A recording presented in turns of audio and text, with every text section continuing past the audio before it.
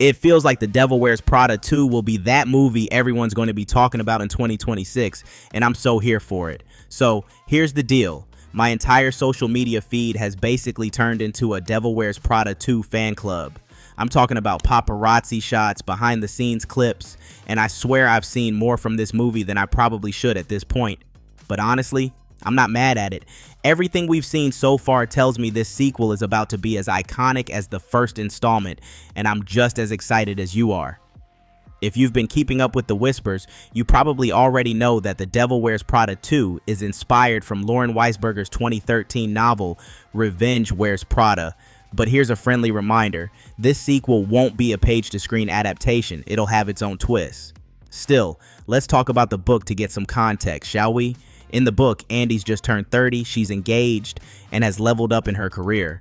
She's now a successful magazine editor, working alongside Emily, her former runway frenemy. Of course, everything's going well until Miranda Priestly waltzes back into her life. I feel like we might see these in the movie, because we have Andy and Emily photos right here, and honestly, Emily looks like she's Andy's boss. But the movie? Well, Variety and The Hollywood Reporter say that the focus is definitely on Miranda as she's navigating the decline of the print media industry, a real-world issue that makes sense for her character's world.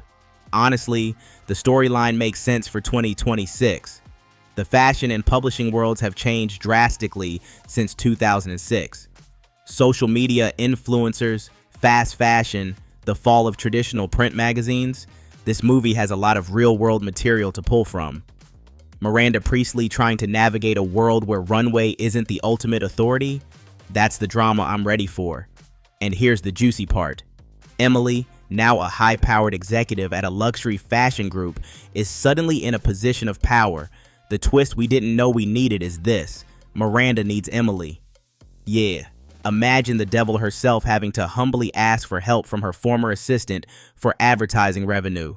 I can already feel the power shift tension, and I'm loving it. As for Andy, they're keeping her role under wraps, which makes me think they're cooking up something big. Will she still be a reporter at the New York Mirror like at the end of the first film? Or is she really working for Emily? What if she's completely out of the industry and about to be pulled back in? We don't know yet, but leaked on-set photos and clips already have Anne Hathaway running after Meryl Streep like it's 2006 all over again. Okay, so the main cast is back, but what about others? Well, the good news is Tracy Thoms, who portrays Andy's bestie Lily, is back, which is exciting because her character was low-key hilarious in the first movie. Tibor Feldman is also returning as Irv Ravitz, the Elias Clark chairman who never quite knew how to handle Miranda. And yeah, you saw that right. Beside Tibor, we have BJ Novak. You saw that right. But here's a notable absence. Nate. Yup, Adrian Grenier is not returning. And honestly, I don't think the fandom is shedding any tears over that one. In recent years, the internet has collectively decided that Nate and Andy's friend group were actually the low-key villains of the first film. Instead of supporting Andy's big break, they guilt-tripped her about working too much and enjoying her perks. So I think we're good without them. Now, it's time to see some fresh faces. Kenneth Branagh is reportedly playing Miranda's husband, and I can't wait for this power couple.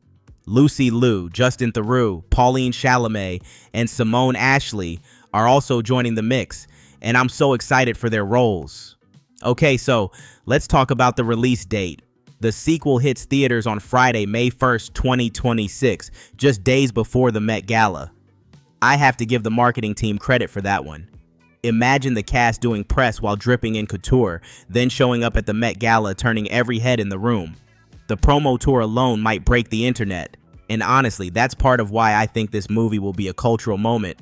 It's coming at a time when nostalgia for early 2000s fashion is peaking, and we're all ready to see how the Devil Wears Prada world evolves in today's style landscape.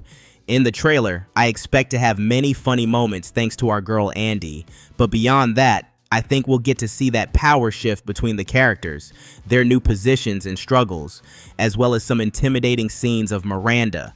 I'll be right here to break it down as soon as it drops, so make sure to subscribe. What do you think about this sequel and the leaked photos?